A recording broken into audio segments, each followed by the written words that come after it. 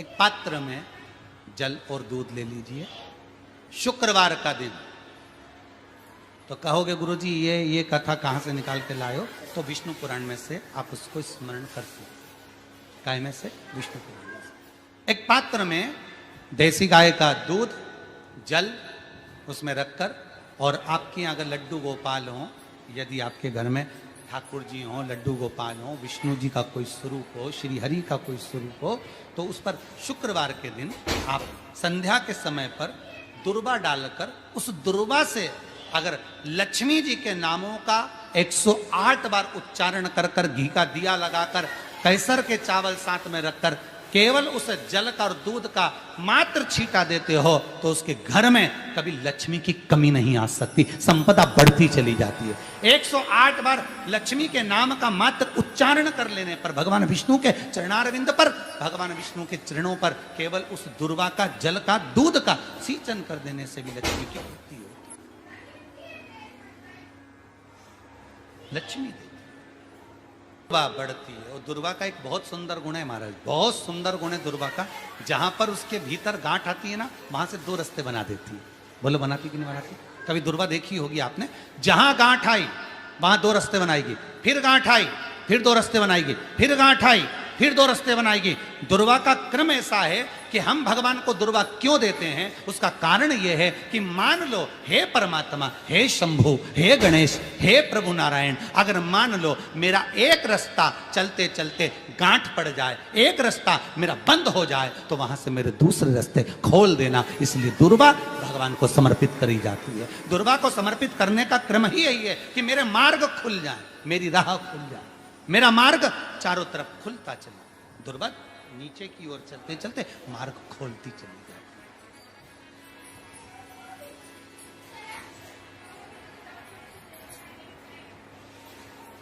अमृत है ये, इसलिए नष्ट नहीं होती।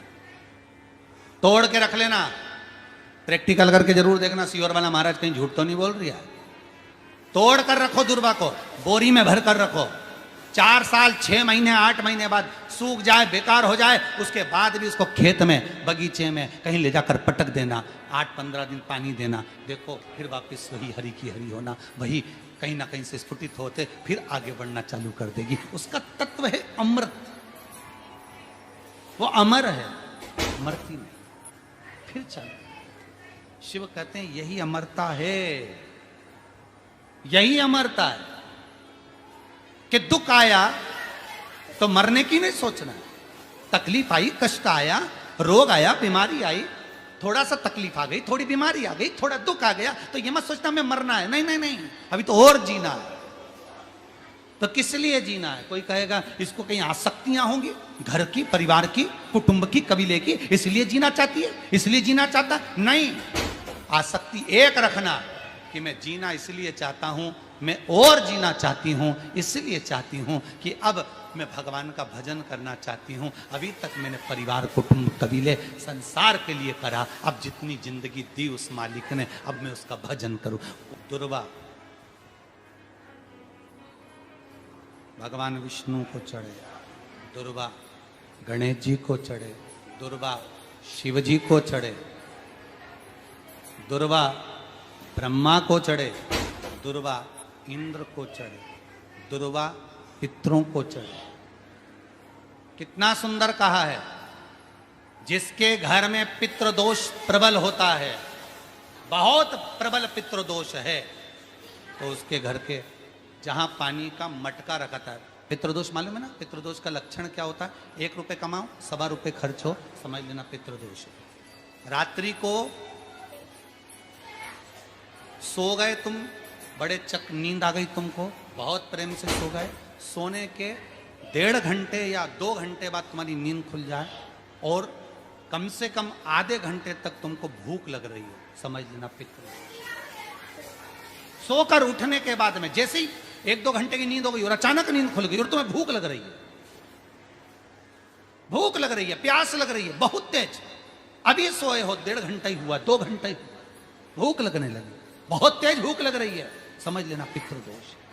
पितृ भूखे, भोजन की याचना कर,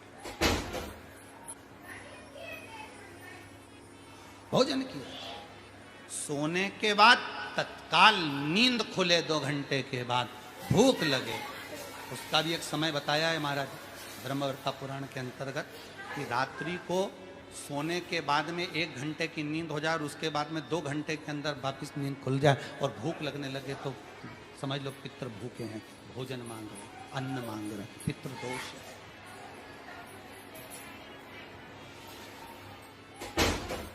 पितृदोष का कुछ कुछ वर्णन किया गया है। घर में एक पात्र के चक्कर में, एक बेडशीट के चक्कर में, एक सामान के चक्कर में विवाद हो रहा है तो समझ लो पितृदोष है। 1 रुपया कमाया, सवा खर्च हो रहा है, पितृदोष है।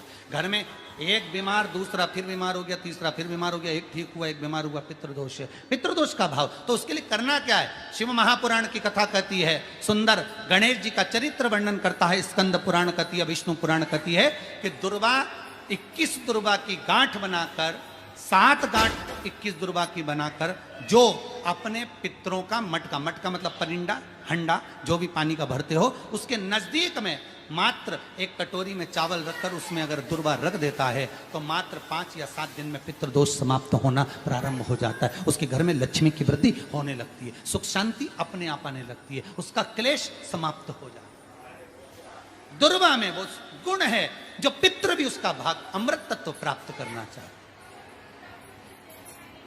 अमृत देना। और सरल भाषा में समझिए, जिसकी फैक्ट्री नहीं चल रही हो,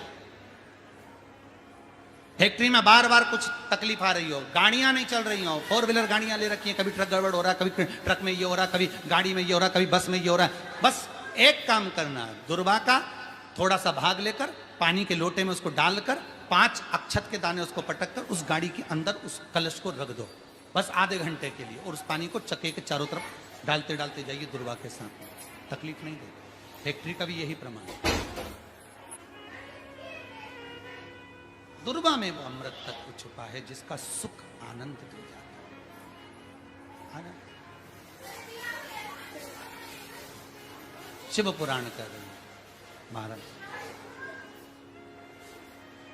दुर्वा का एक नाम और है, उसका नाम है अमृत जन्मा। क्या नाम है? अमृत जन्म। दुर्वा का एक नाम और, मारवाड़ी लोग इसको द्रोवी बोलते हैं, दुर्वा का वो सुख। शंकर भगवान गौ माता दूध की धार लगाती है, इसलिए दुर्वा का दूध से बड़ा मिलन, बड़ा आनंद, बड़ा सुख।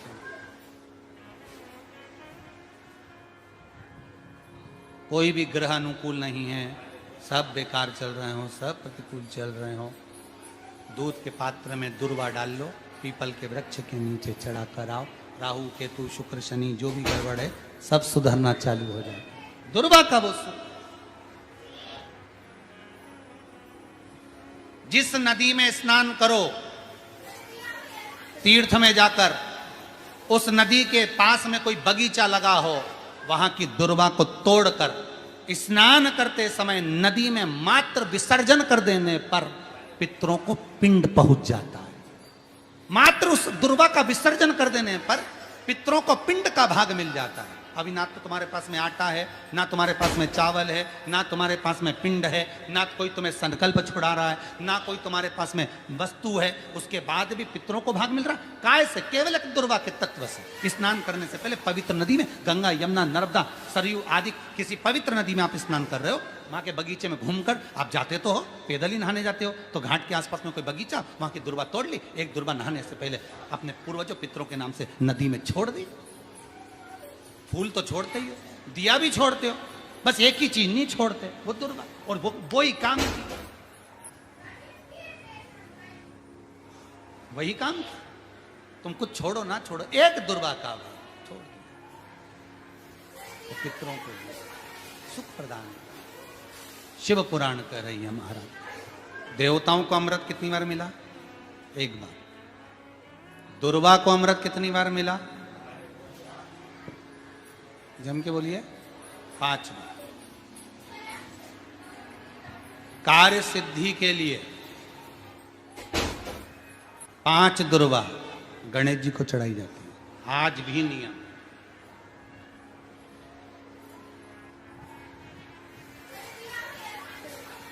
कभी आपको मौका मिला हो और आपने रावण संहिता पढ़ी हो। कौन सी संहिता? रावण संहिता। क्योंकि रावण शिव का उपासक था, भजन करने वाला था। शिव तांडव स्तोत्र आज भी लोग रावण का एक आनंद में पढ़ते। तो शिव का उपासक है रावण, शंकर का उपासक, विद्वान भी था, ज्ञानवान भी था।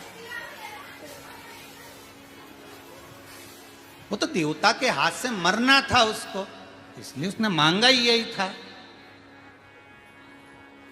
जो मांगा वो मिला। तो रावण संहिता अगर किसी ने पढ़ी हो तो उसको मालूम होगा, रावण संहिता में 4 तरह के तिलक का महत्व बताया। कितने तिलक? 4। उन 4 तिलक में सर्वश्रेष्ठ तिलक रावण बताता है।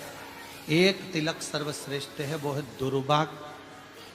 जो दुर्वा होती है, उस दुर्वा को जलाकर उसकी भस्म तैयार कर कर उसमें गाय का, श्वेत गाय, कौन सी गाय? सफेद।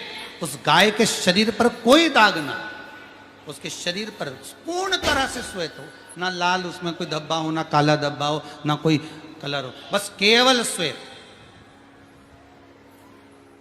रावण संहिता में 4 तरह के तिलक का प्रमाण दिया। तो एक तिलक रावण संहिता में वर्णन आया, एक तिलक का जो व्याख्यान वर्णन किया गया, उसमें दुर्वा को जलाकर राख कर कर भस्म बनाकर उसमें गाय का घी, देसी गाय का घी मिलाकर और उसका बिंदी, उसका तिलक मस्तक पर लगाकर या नैनों में सुरमा लगाकर जो व्यक्ति जिस किसी से मिले वो उसका हो जाए। उस दुर्वा में इतना प्रबलता आ जाती है, अमृत तत्व जुड़ा हुआ है दुर्वा के। रावण संहिता में 4 तिलक बताएं, उसमें से सबसे 4 तिलक में अलग अलग, एक बेलपत्री की जड़ का तिलक है, एक आंकड़े की जड़ का तिलक है। रावण संहिता में 4 तिलकों का वर्णन है, उसमें मुख्य है सबसे ज्यादा।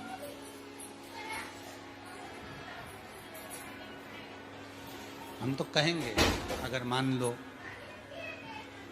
वैसे तो नौकरी करने जाओ, सर्विस करने जाओ तो आंख में काजल लगा कर जा नहीं सकते, नहीं तो लोग ही कह देंगे कहाँ से आया है।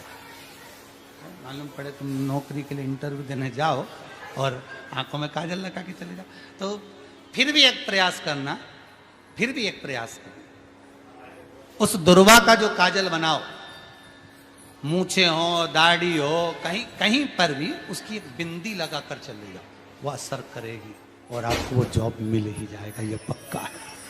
उसमें आकर्षण होता है। दुर्वा आकर्षण का केंद्र करती है। आपको कभी आपके नयनों में दर्द हो रहा हो, जलन हो रही हो, तो आप दुर्वा, हरी भरी जहाँ दुर्वा हो वहां थोड़ी देर चलने का प्रयास करिएगा, आपके नेत्रों का विकार समाप्त हो जाएगा। दुर्वा में वो एक सुख है, वो अमृत छुपा हुआ, और एक बार का अमृत नहीं, 5 बार का अमृत दुर्वा का।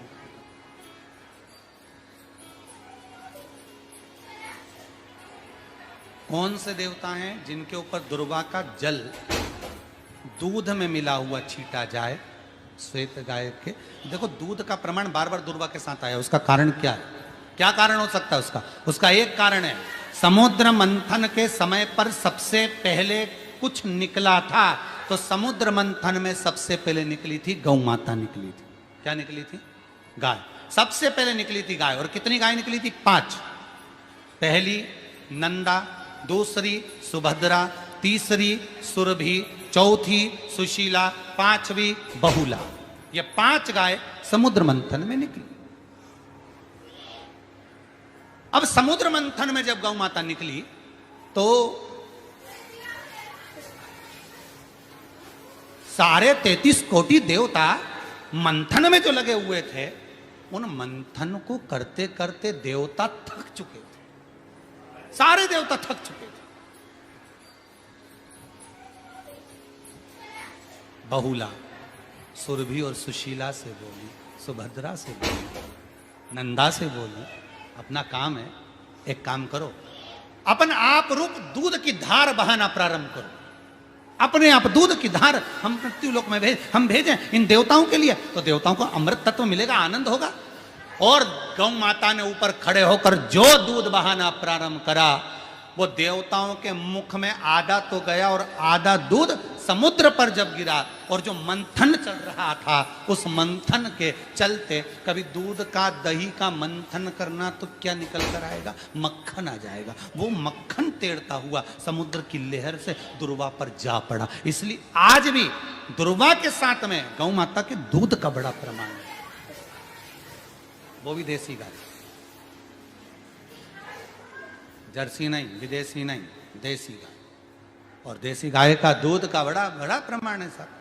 हम कई बार कथाओं में कहते हैं, जैसा खाया अन्न, बोलते जाओ, वैसा हो गया मन, जैसा पिया पानी वैसी हो गई वाणी, और जैसा पिया दूध वैसी बन गई बुद्ध। बुद्धि कैसे बनी है? दूध से बनी। डब्बे का दूध पियोगे तो डब्बे हो जाओगे, थैली का दूध पियोगे तो थैली, बोतल का दूध पियोगे तो बोतल। दूध का बड़ा असर।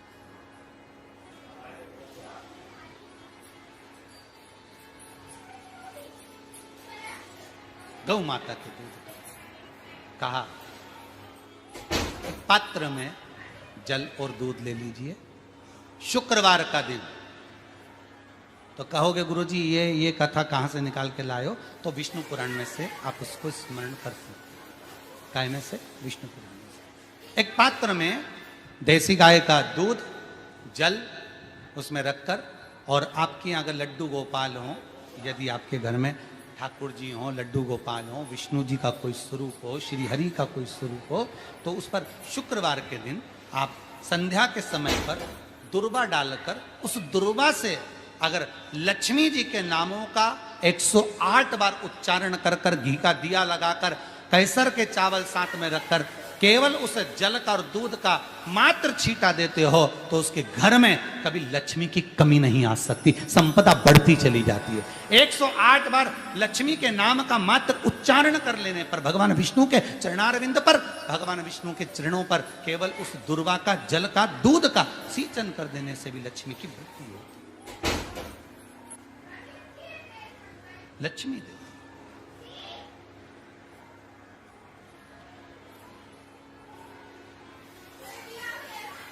दुर्वा बढ़ती है। और दुर्वा का एक बहुत सुंदर गुण है महाराज, बहुत सुंदर गुण है दुर्वा का। जहां पर उसके भीतर गांठ आती है ना, वहां से 2 रास्ते बना देती है। बोलो बनाती कि नहीं बनाती? कभी दुर्वा देखी होगी आपने। जहां गांठ आई वहां 2 रास्ते बनाएगी, फिर गांठ आई फिर 2 रास्ते बनाएगी, फिर गांठ आई फिर 2 रास्ते बनाएगी। दुर्वा का क्रम ऐसा है कि हम भगवान को दुर्वा क्यों देते हैं, उसका कारण यह है कि मान लो हे परमात्मा, हे शंभु, हे गणेश, हे प्रभु नारायण, अगर मान लो मेरा एक रास्ता चलते चलते गांठ पड़ जाए, एक रास्ता मेरा बंद हो जाए, तो वहां से मेरे दूसरे रास्ते खोल देना। इसलिए दुर्वा भगवान को समर्पित करी जाती है। दुर्वा को समर्पित करने का क्रम ही यही है कि मेरे मार्ग खुल जाए, मेरी राह खुल जाए, मेरा मार्ग चारों तरफ खुलता चले। दुर्वा नीचे की ओर चलते चलते मार्ग खोलती चली जाए।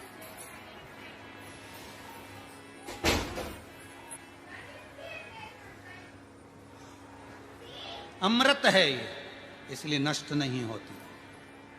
तोड़ के रख लेना, प्रैक्टिकल करके जरूर देखना, सीवर वाला महाराज कहीं झूठ तो नहीं बोल रही है। तोड़ कर रखो दुर्वा को, बोरी में भर कर रखो।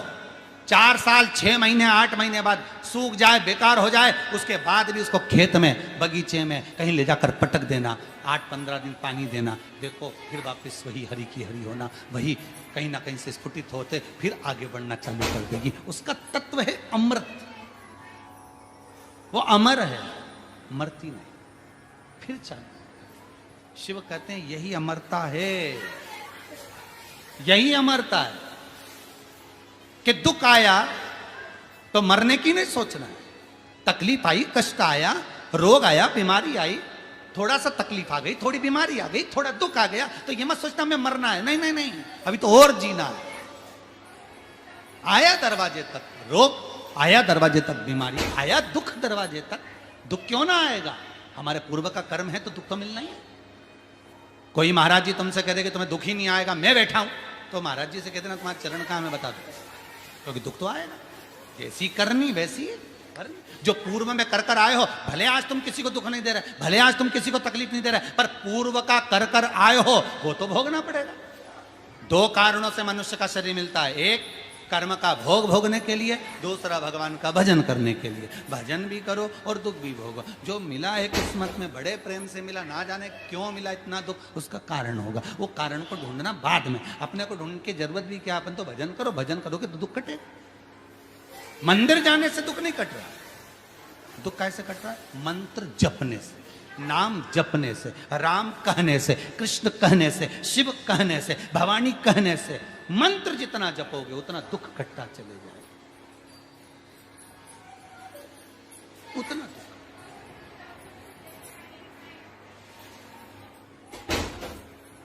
भोला सब दुख काटो, ओ भोला सब दुख काटो तुम्हारा।